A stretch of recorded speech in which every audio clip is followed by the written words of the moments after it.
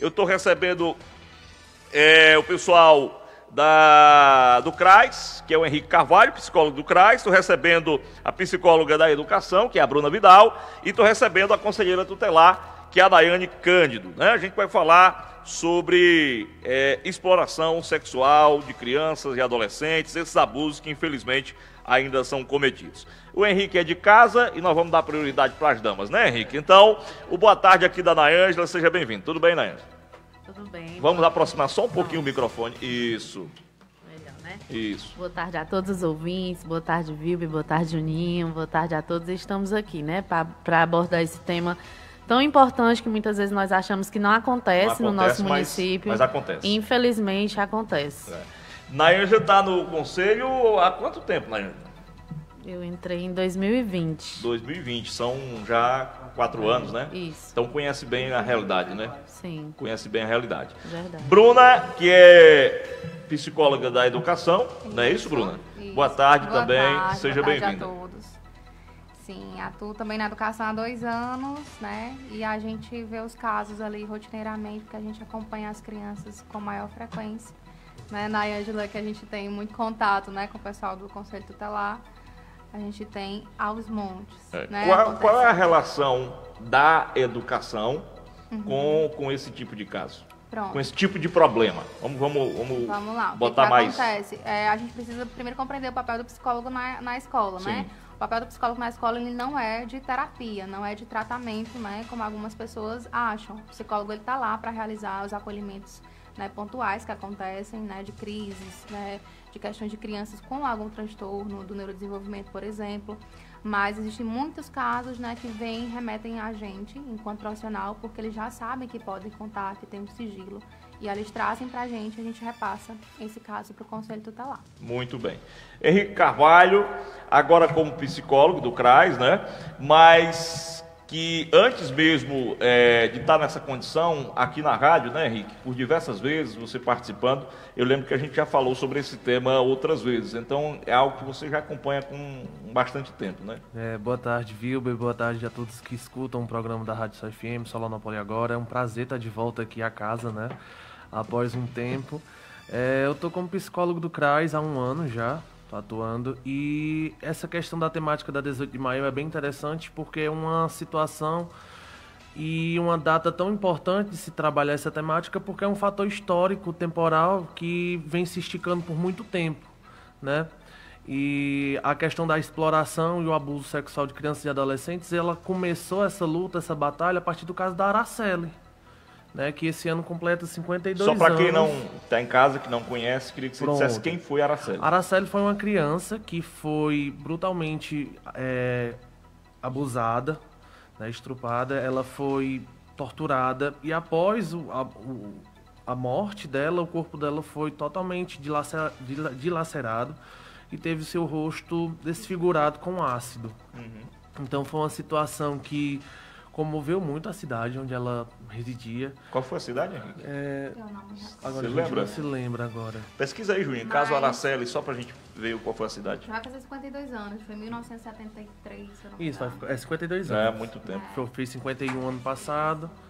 Foi uma região do Espírito Santo. Eu não sei se foi Vitória. Foi em Vitória, né? Porque minha memória não tá funcionando bem, aí eu não Também, quis dar né, Henrique? certeza. 52 anos, né? Ele peguei aqui no pegadinha, hein? Então, assim, é um caso bem preocupante e o que mais nos preocupa é que já faz 52 anos e o caso da Araceli foi um caso que saiu impune. Impune. E são 52 anos de impunidade e a gente vê que foram 3 acusados na época, a família conseguiu identificar todos os 3, a população. E desde então veio surgindo os movimentos sociais levantando essa bandeira da importância dos cuidados da criança e do adolescente. E nos preocupa, enquanto sistema de garantia de direitos, política socioassistencial, que a gente tenta conscientizar e incentivar a nossa população, nós que somos da rede de saúde mental, o Conselho Tutelar, enquanto sistema de garantia de direitos, de conscientizar as famílias e conscientizar a população que o abuso e a exploração sexual é algo danoso as nossas crianças e adolescentes, principalmente as nossas crianças, porque vai afetar o desenvolvimento cognitivo, todo o desenvolvimento da primeira infância. Então, qualquer trauma que ocorra nessa primeira infância é algo preocupante para o desenvolvimento dessa criança, para o futuro dela enquanto adolescente e até mesmo enquanto adulto, porque vai abalar tudo. Então, é bem preocupante. A gente trabalha nessa linha de conscientização, nessa intervenção e até mesmo de encorajamento das famílias a denunciar aos órgãos de competência para que nossas crianças e adolescentes continuem protegidas, né? Então, a gente vai abrangendo mais a... Vamos lá. Feita essa apresentação aqui, para o pessoal entender o tema, eu queria duas coisas. Só que a gente conseguisse aqui, o Henrique ficou mais alto, ficou no lugar mais baixo, e a Bruna não está... Como a gente hoje aqui, o rádio, antes no rádio a gente podia vir de bermuda, né, Juninho? Podia vir de chinelo. Era igual o William Bonner no Jornal Nacional. Hoje a gente tem imagem, então a gente tem que se preocupar também com essa questão, porque o microfone está ficando aí na frente dela. Pronto, acho que movendo aqui pro lado, acho que a gente consegue resolver, tá? Beleza. Bom, feita essa apresentação e sabendo que a gente tem casos aqui em Solonópolis, o Henrique chamou a atenção para a questão da denúncia.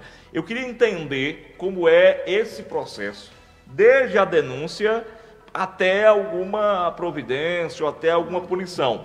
Como chega, por onde chega, quem recebe, quem encaminha, quem tem a prerrogativa de investigar, enfim, o processo desde o início, né? Pronto, assim, geralmente as pessoas já têm esse entendimento que quando se trata de criança e adolescente, a porta de entrada é o conselho tutelar. E aí, de certa forma, quando essas denúncias chegam até ao conselho tutelar, nós fazemos os encaminhamentos, né? Sim. Quando chega uma denúncia, né? Muitas vezes, em relação à escuta especializada, né? Que a gente ainda está nesse processo, né? De poder ter no nosso município, né? Tá tendo profissionais que estão sendo capacitados.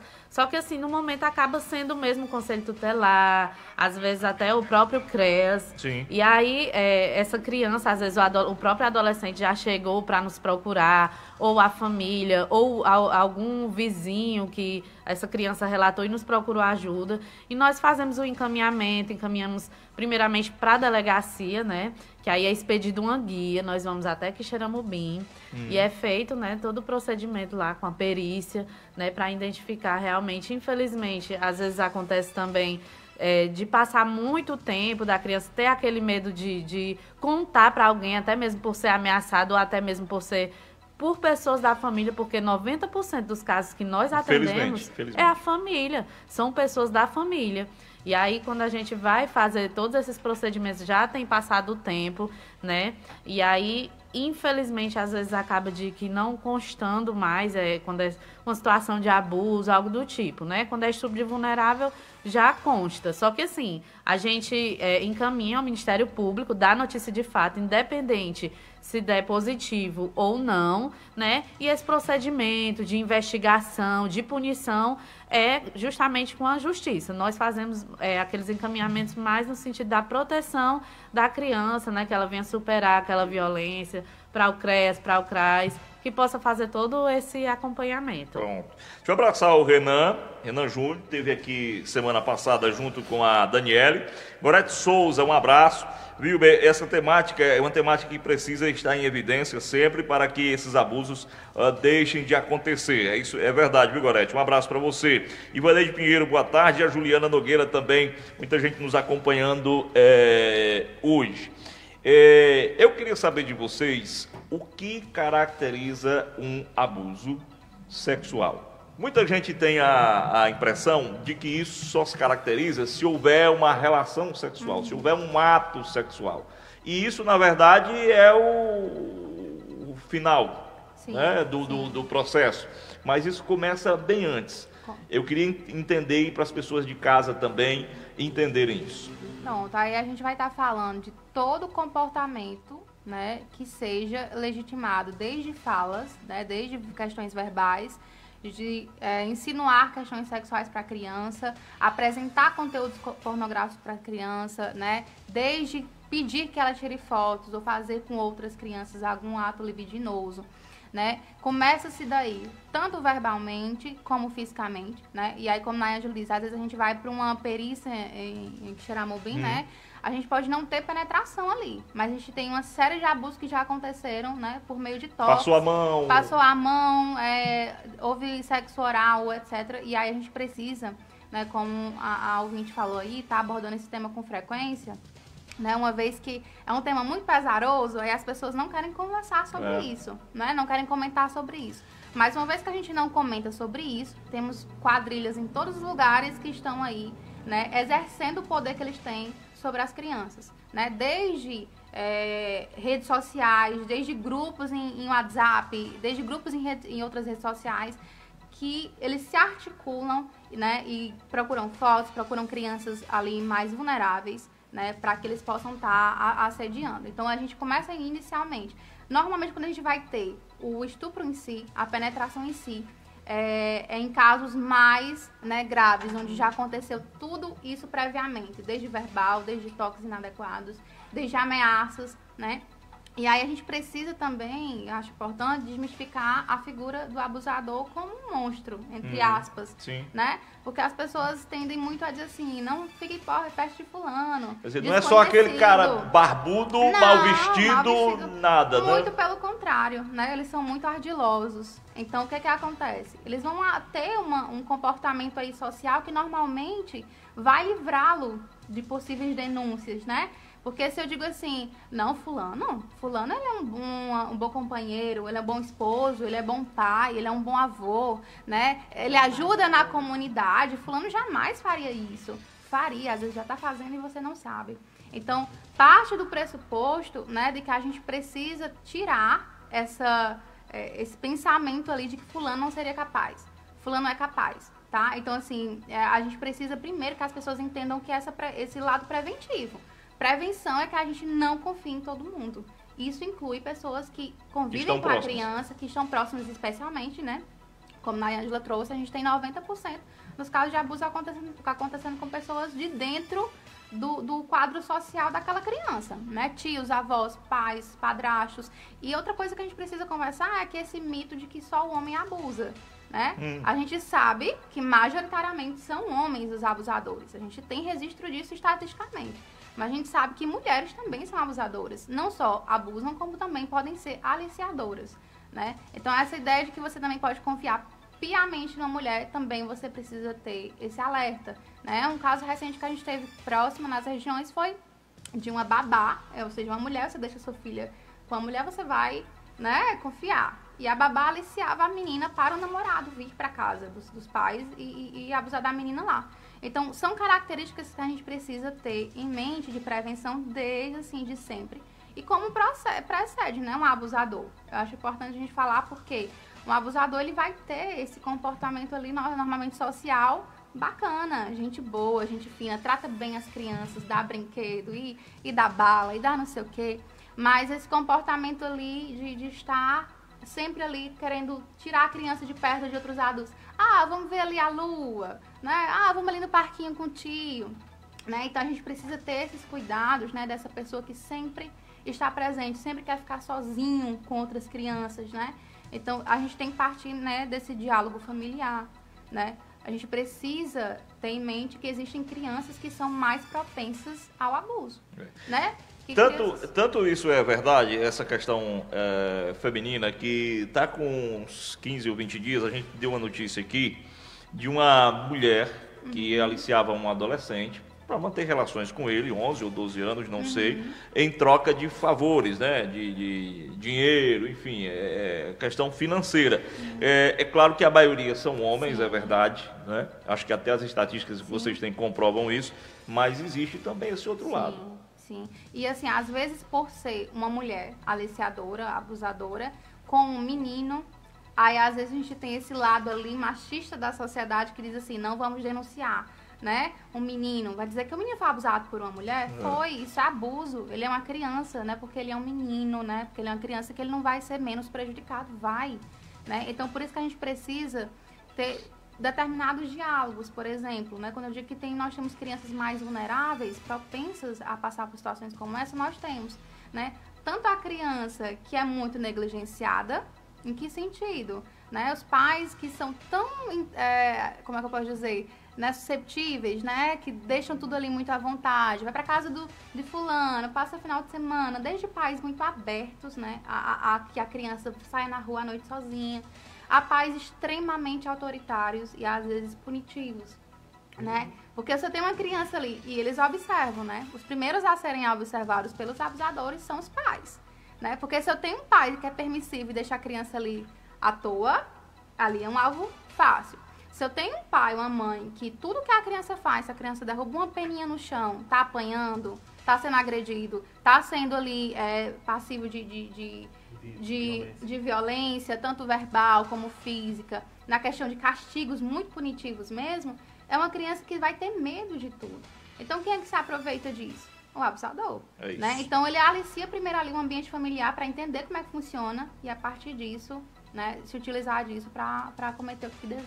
Maravilha. Deixa eu ler algumas mensagens aqui. Pessoal, quem quiser pode participar, pode fazer pergunta, fica à vontade, tá? Marta Moraes, que está amando. A Serlange está dando os parabéns aqui para a equipe. É necessário a intersetorialidade para trabalhar essa temática. A Gorete está, olha os elogios, né? Doutora Bruna Vidal, excelente psicóloga da educação, assim também como a doutora Riana.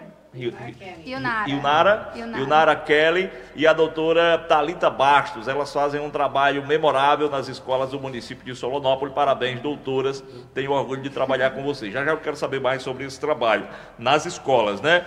Henrique, imagino que você já tenha presenciado isso, senão a gente consegue imaginar, e é importante a gente ouvir um profissional. Como é que fica a cabeça de uma criança que muitas vezes nem entende, né, esse início do abuso, que muitas vezes é uma pessoa muito próxima, é um padrasto, é um tio, sim, é um avô, né? Enfim, como é que fica? Medo, vem medo, um monte de sensação, né? Medo, não entende muito bem. Como é que fica a cabeça de uma criança que passa por isso? Primeiramente, Wilber, é interessante porque cada indivíduo ele vai reagir de uma maneira. Hoje na psicologia que eu trabalho, que eu atuo, a gente trabalha com o ideal de que a vivência traumática ela vai desencadear uma série de ações recorrentes dentro do indivíduo. A primeiro de tudo é que a vivência traumática ela é inconcebível para o ser humano. Ela vai afetar diretamente a existência primordial dele.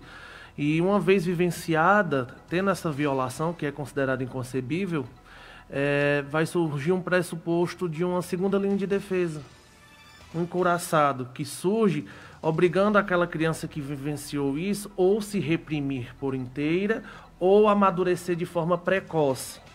Tanto que é muito comum a gente, enquanto CRAS, enquanto equipamento de proteção social básica, a gente sempre atua junto com as famílias, falando da seguinte maneira: pais, mães e cuidadores, fiquem atentos aos seus filhos e observem o comportamento deles. Fiquem próximos, mantenham uma linha de diálogo com eles e observem nesse cenário se há mudanças bruscas, se há questionamentos, porque as crianças e adolescentes eles têm um sistema de diálogo que muitas vezes, e venhamos e convenhamos, a nossa comunidade, o diálogo dentro da família é algo ainda que está muito fragilizado. A gente tem uma certa dificuldade para trabalhar isso, então a gente tenta fortalecer porque temos muitos cuidadores, muitos pais que foram criados dentro de um sistema que o diálogo nunca foi trabalhado.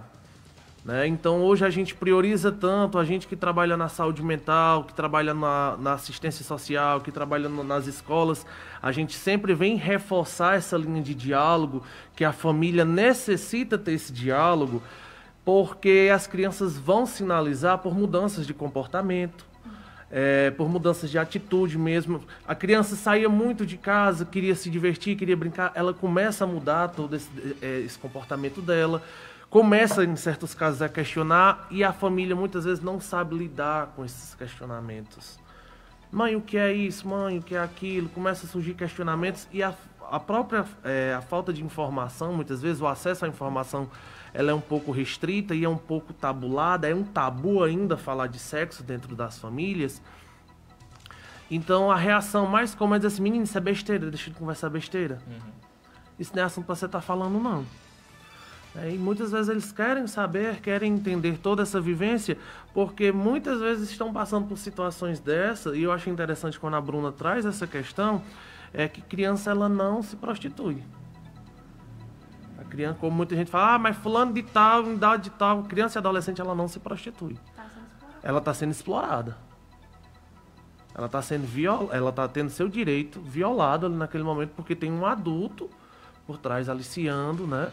Que está fazendo todo, se aproveitando da situação. Ela não tem poder de dizer não. Não, é ameaçada, é penalizada.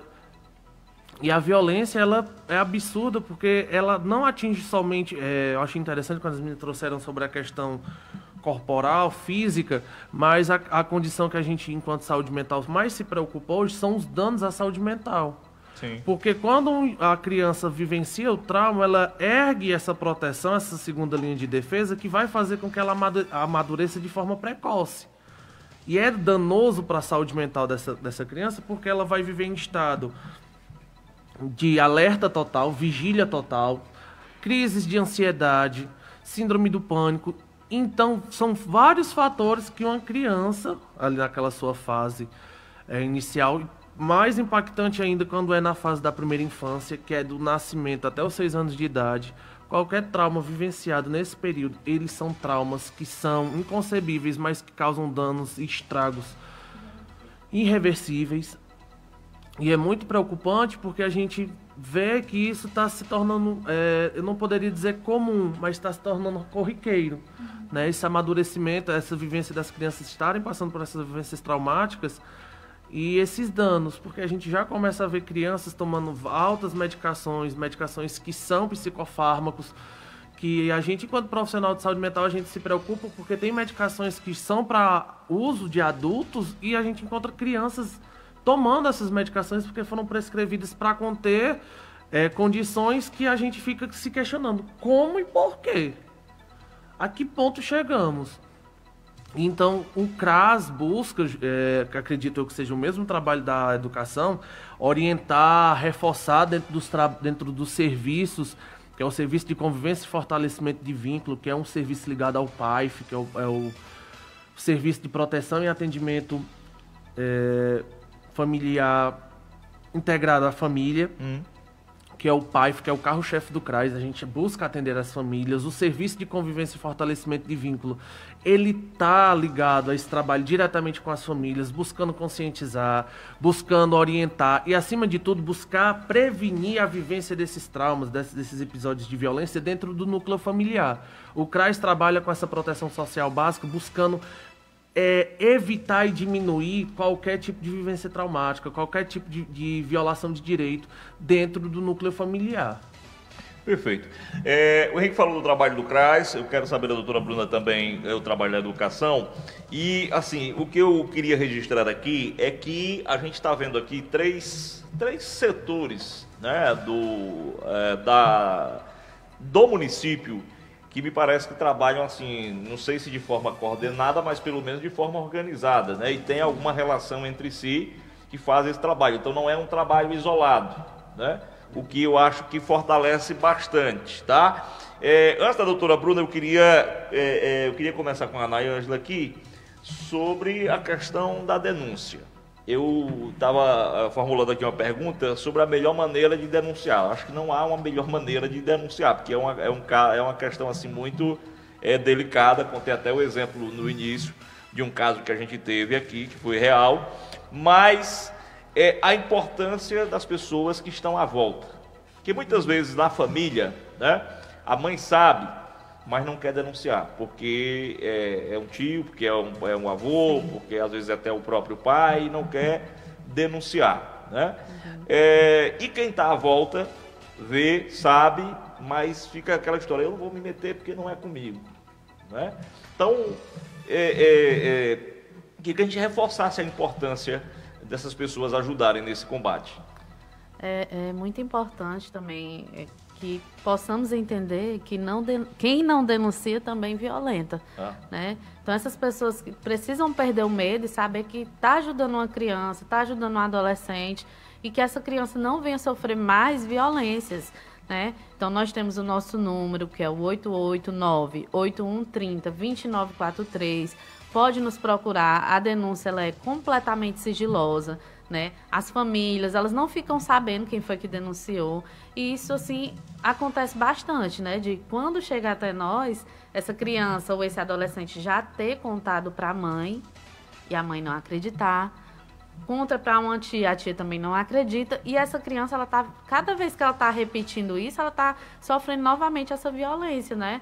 Que é a revitimização, né? A palavra é essa. Então, assim, essa criança, ela sempre está ali sofrendo essa violência, como o caso aí que o senhor citou, né, no início, da notícia, né?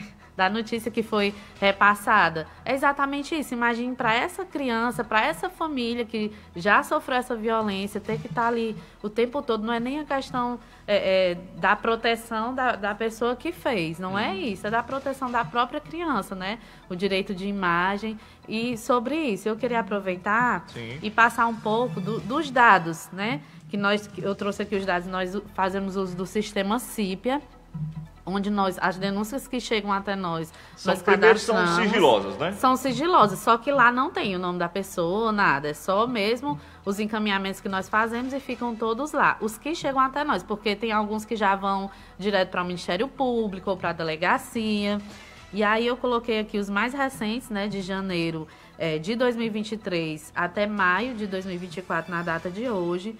Nós temos 4 casos de estupro de vulnerável, que o estupro de vulnerável são relações sexuais, né? Antes dos 14 anos, ainda que consensual, ainda que aquele adolescente, né? Em tese, diga ali que queira, mas não pode. É estupro de vulnerável, né? Que na maioria das vezes não quer, mas pode acontecer que às vezes, muitas vezes dizem isso. Eles naturalizam e dizem assim, porque adolescente quer pra frente, que quer, não pode de forma alguma. É lei, né? Embora hoje as relações elas estejam começando cada vez mais cedo, né? Mas até os 14 anos legalmente é crime, né? Exatamente. E sendo esses os violadores, entre eles padrasto, parente de segundo grau, né? Um cunhado, um avô, amigo da família, pessoas que sempre estão ali pela casa, ou o próprio adolescente, outro adolescente. Idade, né? Essas idades dessas crianças entre 8, 12, 13, 14 anos. Temos também caso registrado de abuso sexual por pessoas da família. 4 casos registrados, que já são mais, né? Idade de 6 anos. 6 anos. 13 anos, 14 anos e 16 anos. E eu acrescento mais um que ainda está em processo no CIPIA, que aconteceu essa semana, inclusive. Uma criança de 5 anos. Sendo os violadores avós, padrasto, pai, pessoas da sociedade e amigo da família. São casos que estão registrados lá. Assédio sexual, porque o abuso é quando não tem a penetração. Estupro de vulnerável, né, tem a penetração. Aí, assédio sexual, nós temos um caso, idade 11 anos, violador, pessoa da sociedade.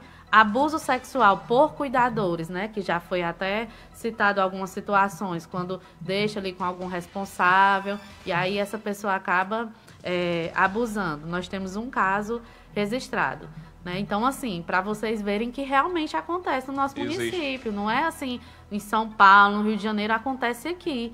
E a maioria dos casos por pessoas da família. Então, assim, não tenha medo de denunciar, nos procure a delegacia. Se não quiser pessoalmente ou entrar em contato por telefone, nós temos o Disque 100, que lá é mais sigiloso ainda no sentido de que nem nós, os profissionais, ficam sabendo quem foi que fez essa denúncia. Então, denuncie. É isso. São 12 horas e 55 minutos, nós estamos aqui com profissionais do CRAS, da Educação e do Conselho Tutelar, dentro do Maio Laranja, falando sobre a exploração sexual de crianças e adolescentes, e está aí a Anaângela trouxe os números. Doutora Bruna, a Anaângela disse que às vezes a própria mãe, as pessoas da família têm dificuldade de acreditar, né, na criança que foi abusada. Na escola é mais fácil? Acredita-se mais? E eu queria que você falasse um pouquinho desse trabalho que vocês fazem com as escolas, dentro da educação, para a prevenção. Pronto, perfeiro. A gente trabalha na perspectiva de prevenção, isso em todos os sentidos, desde prevenção, de perceber sinais prévios de transtorno de neurodesenvolvimento, por exemplo, como prevenção também no sentido né, de campanhas como Maio Laranja. Então, a gente vai trabalhar em que perspectiva, né? Desde muito cedo, né, nos primeiros anos ali da infância, a gente precisa ensinar a criança sobre autoproteção, né? Então, como é que a gente vai ensinar isso? A gente não trabalha, obviamente, né? Algumas pessoas acham que prevenção ao abuso, falar sobre questões assim de sexualidade, é falar sobre sexo propriamente dito com criança. A gente não pode fazer isso. É uma criança, a gente não vai trazer isso. Então, como é que a gente faz? A gente trabalha numa perspectiva, né, de prevenção. Em que sentido? Precisamos que as crianças, desde muito cedo, saibam os nomes corretos das partes íntimas delas, né? Por quê? Porque tem famílias que querem colocar nomezinhos bonitinhos, né? E às vezes isso atrapalha pra nós. Por exemplo, eu já tive um caso uma vez de uma criança que o nome da parte íntima que a família chamava era bonequinha. Bonequinha, isso faz sentido? Não faz sentido, né? O nome nós temos a vulva, nós temos a vagina, nós temos o pênis. Esses são os nomes corretos, os nossos seios. Ninguém chama seu nariz de cheirador, chama de nariz, né? Então, existe parte, a gente não... Por que tem esse tabu tão grande? Por que a gente não pode falar o nome correto? O nome correto é pênis e vagina, né? Então, ter esse cuidado, porque, por exemplo, no caso dessa menina de bonequinha, chegava pra professora e dizia: tia, meu pai machucou minha bonequinha. A professora vai entender o quê? Que é uma boneca. Que é um brinquedo. Né? Demorou um tempo aí até, né, de entender que essa bonequinha, até a criança mostrar o que era a bonequinha que estava machucada. Então, a gente precisa ter um cuidado muito grande. Então, desde cedo, a gente trabalha indo nas salas, né, falando sobre essa questão das partes íntimas. O que é parte íntima? Sua boca é uma parte íntima? É. Né? Às vezes, a parte íntima, o pessoal acha que é só órgãos genitais. Boca é uma parte íntima, porque a gente precisa ter cuidado. Boca serve pra quê, criança? Isso a gente faz na escola, mas os pais, né, aqui fica pra quem tá ouvindo, pode fazer em casa. A boca serve pra quê? Pra comer, pra escovar o dente, pra falar. Ninguém pode colocar nada na sua boca, né, de diferente. A gente só pode fazer essas coisas, né? A questão do banho, do cuidado da criança. A gente precisa ensinar a criança quem são as pessoas que podem te trocar, né? Essa é uma pessoa professora? É a professora quem? É a sua mãe? É a sua avó? É o seu pai? Né?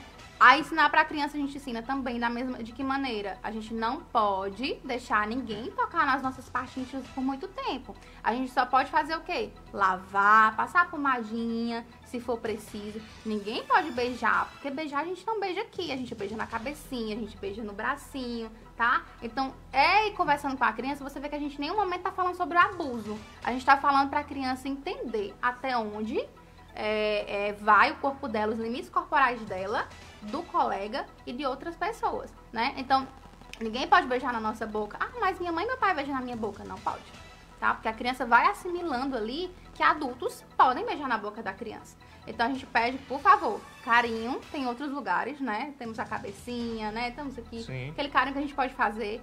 Ensinamos pra criança onde é carinho. Porque às vezes tem família, eu vou cheirar aqui, né? Quer cheirar o órgão genital da criança. Não, gente, pelo amor de Deus, não é... Né? Tem famílias que fazem isso ainda. Não façam isso, porque você ensina a criança que tá tudo bem esse comportamento, né? Então, a gente precisa ensinar desde sempre o que é parte íntima, o que é privacidade, né? O outro tá no banheiro, você não pode entrar agora. Isso começa quanto mais cedo, melhor, né? A gente sempre fala da importância também na hora de trocar as fraldas, né? Porque você vai ter acesso à região genital da criança. Olha, mamãe tá trocando sua fralda agora, papai vai trocar sua fralda agora, vai passar uma pomadinha. A gente tá explicando pra criança o que tá sendo feito com o corpo dela, tá? Então, o que acontece? Se eu tenho um abusador, ele vai explicar que ele tá trocando uma fralda, que ele tá fazendo alguma coisa, ele não vai. Então, quando a criança tem esse hábito de saber que ela tá sendo limpada, que ela tá sendo higienizada, é outra questão, né? Aí a gente vai falar de consentimento com criança, que ninguém deve brincar com as partes íntimas dela. Então, isso a gente faz todo o trabalho de proteção dentro das escolas e muitas vezes repassamos isso tanto para os professores, para que eles possam trabalhar no cotidiano da criança, né, como também a família, né, porque a gente precisa de todo esse aspecto de conhecimento desde cedo, porque se eu interpreto que ninguém pode tocar aqui, ninguém pode fazer isso ou aquilo, tenho mais propensão que essa criança fale, né, se sofrer algum tipo de abuso. E a gente precisa ter em mente, né, como o Henrique traz, da questão dos malefícios psicológicos, né? Na clínica eu só atendo mulheres e são majoritariamente sobreviventes de violência sexual que passaram por isso no período da fase, né, da infância. Isso reverbera em tantos contextos na vida adulta que não está escrito. Então a gente vai ter ali muitas vezes um comportamento hipossexual, ou seja, aquela pessoa extremamente retraída, não tem como, não consegue ter relações sexuais, não consegue se envolver amorosamente com outras pessoas. Nós temos aquelas outras que são o oposto, hipersexualizadas, né? Que por terem essa parte da inocência quebrada muito cedo, a forma que elas conseguem de se relacionar sempre é uma forma sexual. Né? Então, às vezes, sempre muito erotizada, né? Fisicamente, sempre muito erotizada no falar, no linguajar. Confunde o que é afeto. E aí, quando você traz, como é que é isso para a criança? Né? Porque geralmente é a pessoa que ela convive, então ela tem um afeto. Então, você vê que o afeto ali foi conturbado, deturpado. Tem uma imagem sobre aquele pai, sobre aquele avô, sobre aquele padrasto. Né? Então, a imagem é de carinho e afeto.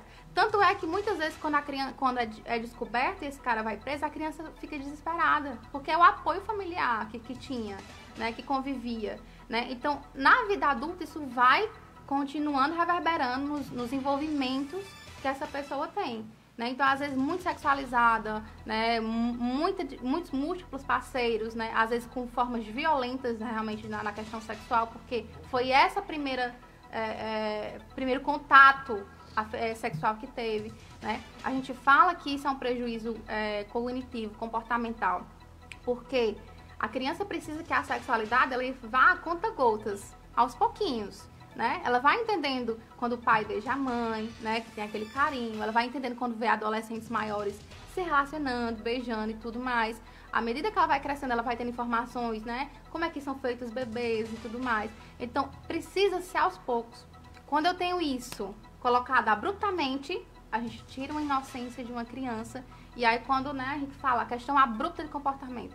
Comportamento que mudou do dia para a noite, comportamento que começa a ser sexualizado. Por exemplo, o que a gente espera de um repertório, a gente fala repertório infantil, né? O repertório infantil, é esperado que a criança, 3, 4 anos, ela tenha curiosidade de ver as partes íntimas, né? Do pai, da mãe, queira tocar, porque ela vê que é diferente, né? É esperado. O que não é esperado é que a criança comece a imitar questões sexuais. Por exemplo, colocar a boca no órgão sexual do coleguinha, né? No órgão genital do coleguinha.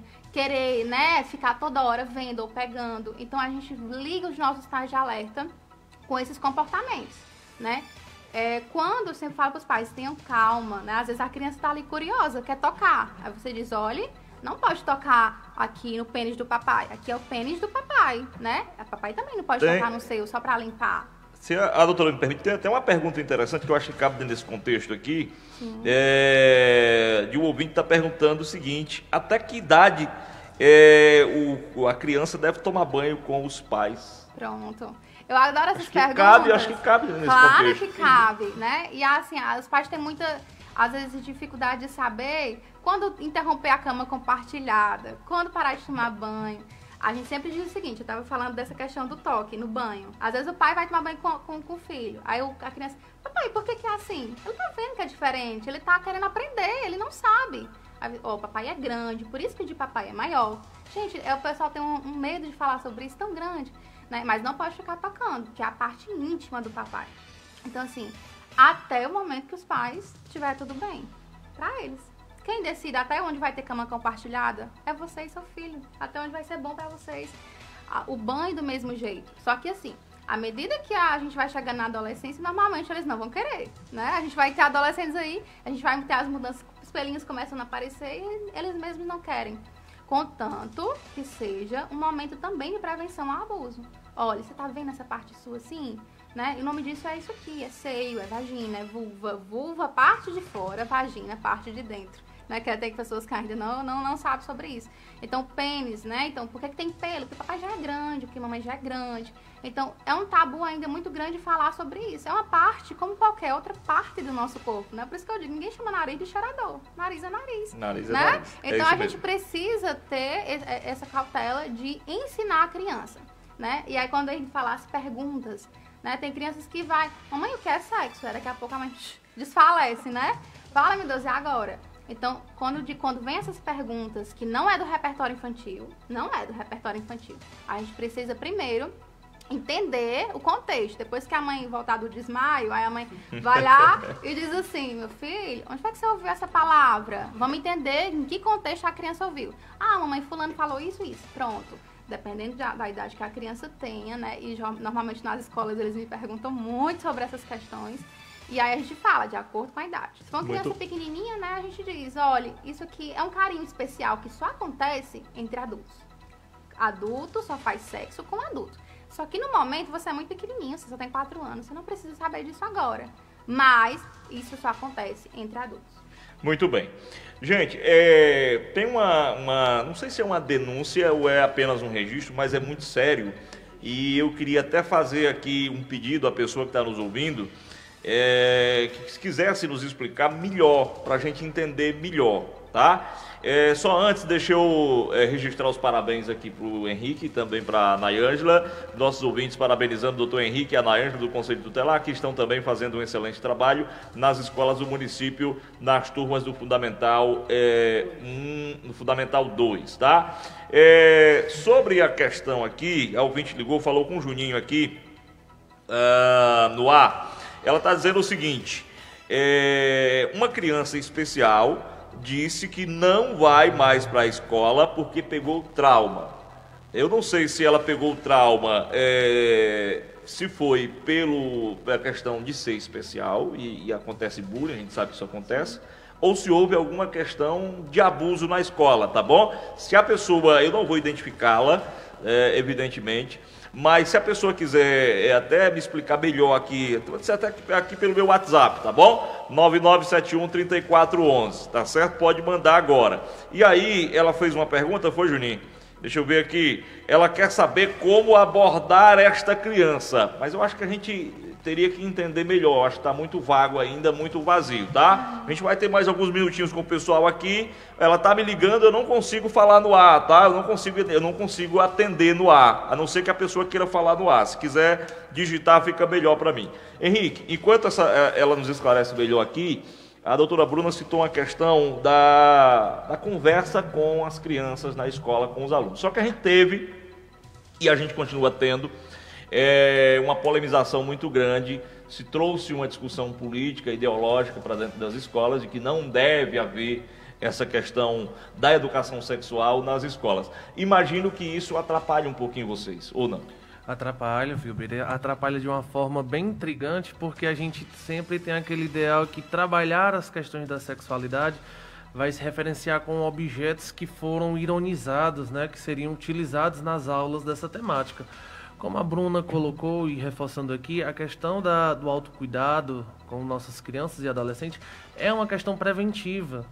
É uma questão de prevenir e orientar e conscientizar o nosso público sobre essas condições, sobre a questão de um repertório, de um roteiro e identificar, que eles mesmos saibam identificar o processo de abuso. Manter esse diálogo, conscientizar, e é uma coisa que me preocupa porque não está ficando somente no contexto político, está se abrangendo, apesar de que em muitos contextos é abafado, mas a gente sabe que é real. Um campo também que é bem interessante, que tem um número bem preocupante também de violadores e de abusadores, é o meio religioso. A gente vê questões de líderes religiosos publicando vídeo dizendo que é normal beijar a sua própria filha, dizer que é normal. Já teve um caso de um pastor recentemente, agora, né? E isso me preocupa porque as pessoas que estão nesse meio estão acabando normalizando esse comportamento, aplaudem. Então, tipo assim, é preocupante para a gente que está no sistema preventivo, no sistema de proteção básica, em todo o equipamento. Esse trabalho intersetorial aqui busca trabalhar da melhor forma possível, busca melhor atender a nossa população, visando esse atendimento para amenizar os danos, porque a gente sabe que encontra situações de famílias em situação de vulnerabilidade social, que as crianças e os adolescentes vão passar por uma situação socioeconômica, e esses abusadores irão aproveitar, né? E esse discurso Tá atrapalhando, né? Tá atrapalhando. Vou baixar aqui. E o discurso dos políticos sobre barrar ou não aceitarem a educação sexual dentro das escolas é engajada por benfeitores, né? O bom moço, o bom cidadão, o cidadão de bem, de família tradicional brasileira. Então, assim, é preocupante isso tudo, porque muitas vezes são esses indivíduos que se aproveitam dessa boa fama, são esses indivíduos que é o famoso lobo em pele de cordeiro, né? Mas fulano de tal não tem capacidade de fazer isso, Beltrano de tal não tem capacidade de fazer isso. Mas quando a gente encontra uma situação, uma família que tem uma noção mínima, uma compreensão mínima do que é o abuso e a exploração sexual, e ela é trabalhada da melhor forma possível, o diálogo, e os pais, os cuidadores acreditam na criança e tocam o barco para frente, é como eu gosto de equiparar junto com nossas famílias. Basta uma fagulha. Basta uma fagulha. Quando a gente tem esse empoderamento, quando a gente tem essa situação que uma família se encoraja e faz a denúncia, procura o sistema de garantia de direito, procura o Ministério Público, e isso acende, a gente começa a ver outros braseiros se acendendo, outras fogueiras se acendendo. Os pais começam a abrir os olhos, e é interessante o Conselho Tutelar trazer essa questão dos números para que a gente abra os olhos da nossa sociedade, que não é só nas macro-regiões, não é só nas cidades de grande porte que acontece isso. Nas cidades de interior acontece, e acontece com frequência, só que a gente normaliza, mas isso não é normal. Trabalhar a educação sexual dentro das escolas é uma questão de prevenção, é uma questão de prevenir, orientar. E serve até para os pais essa questão, porque muitas vezes nós encontramos pais e cuidadores que não sabem. Então cabe a eles conscientizar. Por que vai trabalhar isso? É um convite. Já que você que está em casa, que está nos ouvindo, está nos assistindo, não sabe desse tema, se um dia chegar até a educação sexual dentro da rede pública, a gente faz o convite a você, participe junto com seu filho. Vá para a sala de aula com ele. Aí você vai ver o conteúdo que está sendo passado para ele, pode servir até para você enquanto adulto. Muito bem. Olha, eu falei desse caso agora da ouvinte, tá? Se eu entendi bem, a gente está com um ouvido na entrevista e o outro aqui no celular, né? Mas se eu entendi bem, graças a Deus, não tem nada a ver com a questão sexual, o abuso sexual, né? O que ela me relata aqui é que é uma criança especial, autista, né? E que tem 5 anos, parece, e não quer ir mais para a escola por algum trauma, deve ter acontecido alguma coisa. Eu não sei o que de verdade aconteceu, também não quero saber a escola para a gente não identificar, para não criar uma situação, tá? Então, me parece mais algo relacionado à questão da educação, né? Os meninos aqui, eu não sei, doutora Bruna, se é da educação, gostaria até inclusive de perguntar se eu posso lhe passar o caso, e se a pessoa que está me ouvindo aqui, a ouvinte, se autoriza que a gente passe o caso aqui para a doutora Bruna. De qualquer maneira, no contexto geral, eu acho que vale só uma orientação, porque ela perguntou como abordar essa criança, como convencer essa criança. Primeiro é preciso saber o caso com detalhes, né? Saber o que é o trauma, né? O que foi que aconteceu. Mas no contexto geral, doutora Bruna, se a gente pode lhe passar o caso. Sim, vamos lá. Como você viu a sua ouvinte, né? Agora a gente fala, nós somos em 3 psicólogas, né? Cada uma tem as escolas às quais atua. Sim. A depender da escola que a criança dela estuda, ela pode solicitar um atendimento com a psicóloga da escola, né? Que pela idade provavelmente sou eu, né? Que é essa faixa etária aqui. Ou a outra psicóloga, mas a gente precisa ver direitinho qual a instituição que a criança estuda. Ela pode solicitar com a coordenadora ou com a diretora da escola o acompanhamento, né, um momento com a psicóloga, que a gente pode estar conversando direitinho sobre o caso, tá? Mas assim, de antemão, né, procurar ajuda da instituição. Que a gente precisa entender por que é o trauma, o que está acontecendo, é bullying, né, é uma dificuldade de... Porque quando a gente fala de transtorno do espectro do autismo, a gente está falando de uma dificuldade social muitas vezes muito grande, né? Então, é uma questão própria do transtorno da criança, então a gente precisa entender. Então, procurar coordenação, que aí ela vai ver um direitinho um horário com a profissional da escola, tá? Me parece que é alguma questão de comportamento. Ela disse que a criança estuda na RS e estudava tudo bem. Então, não tinha problema na RS, mudou de escola e houve um problema, mas a gente não Mamãezinha sou eu mesma, que a senhora procura, tá? Então, para conversar com a coordenadora Clébia, que aí eu estou à disposição, né? Porque às vezes, pela mudança de ambiente, quando a gente está falando do transtorno do espectro do autismo, muitas vezes é uma dificuldade muito grande de mudança de rotina, de mudança... Oi? É Down. É Down, né? Mas da mesma maneira, né? Tá O hábito ali da criança está num determinado lugar, e aí a gente tira essa criança, né? As outras que não têm um diagnóstico nem nada, tem um tempinho para se habituar, da mesma maneira essa criança, tá bom? Tá então certo. pode procurar lá que a gente está à disposição. Então, minha amiga, menos mal, né? A doutora Bruna aqui já está tomando conhecimento e eu vou lhe passar para ela aqui para vocês conversarem, tá certo? Pessoal, 13h17, já o tempo andou muito rápido aqui pela nossa conversa. Eu quero agradecer a participação de vocês, quero deixar aqui à vontade. Eu acho que é um tema que a gente poderia até explorar mais coisas, outras abordagens aqui em outra oportunidade, mas fica a critério de vocês. Se houver alguma coisa ainda para a gente acrescentar, os três, fico aqui à disposição. Nayane, vamos aqui pela ordem do relógio. Pronto. Então, né, agradecer pela oportunidade, pelo espaço, né, que a gente possa falar e conversar com os ouvintes, com vocês sobre um tema muito importante, que é como eu vou dizer de novo, que não acontece não só longe, em São Paulo, no Rio de Janeiro, mas em Solonópolis acontece e são muitos casos. E dizer que você ouvinte, se você, de repente, diante das orientações que foram repassadas, identificou que tem uma criança que está passando por isso, ou essa criança já te procurou e você tem medo de denunciar, nos procure. Procure o Conselho Tutelar ou a delegacia, as denúncias são sigilosas. E estamos aqui para ajudar, né? Para trabalhar em favor da criança e do adolescente, para que esse direito não venha a ser violado, que venha superar a violência, né? Através de toda a equipe, do trabalho intersetorial. Estamos aqui à disposição, tá certo? Vou repassar novamente o número do Conselho Tutelar, que é o 889-8130-2943. Daqui a pouquinho vamos ali estar na Escola Aníbal, né? Abordando também esse assunto com os adolescentes, os professores, e estamos à disposição. Tem uma série de ações, né, que estão sendo feitas, conversas, né? Os meninos estiveram aqui. Isso. Doutora Bruna, também, muito obrigado. Obrigada, pessoal. Agradecer a atenção de todos, né? Dizer que tem e deve ser uma luta de todos nós, né? Enquanto sociedade, porque quando a gente não conversa sobre isso, coisas terríveis estão acontecendo por trás, né? Aí das cortinas. Precisamos da colaboração de todos, né? Dizer que, né, como o Henrique disse, a gente precisa que adultos tenham abertura, responsáveis tenham abertura para que a gente possa trabalhar com os filhos de vocês prevenção. A gente não está falando sobre sexo, não, a gente está falando sobre prevenção. E prevenção precisa acontecer desde sempre, né? A começar em casa e com a gente também dentro da escola, né? Porque muitas vezes, como acontece dentro de casa, o único lugar que a criança vai ter onde pedir socorro é na instituição de ensino.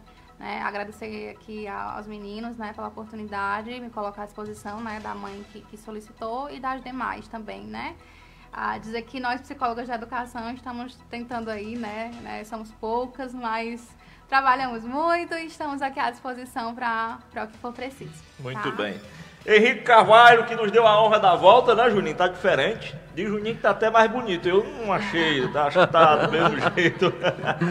Valeu, Henrique. Wilber, quero agradecer a você e a todos que estão presentes com a gente até agora. É um prazer estar de volta mais uma vez aqui à Rádio Sol FM.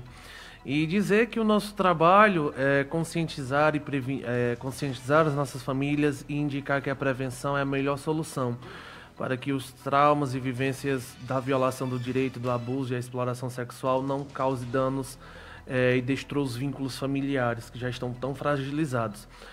Quero agradecer a todos e dizer que o CRAS está de portas abertas para mais informações, para mais tirada de dúvidas. Quem se sentir interessado em conhecer o nosso trabalho lá no CRAS pode nos encontrar na Rua Maria Francilina, né? E fiquem à vontade, a gente está sempre de portas abertas para melhor atender e tirar as dúvidas da nossa comunidade.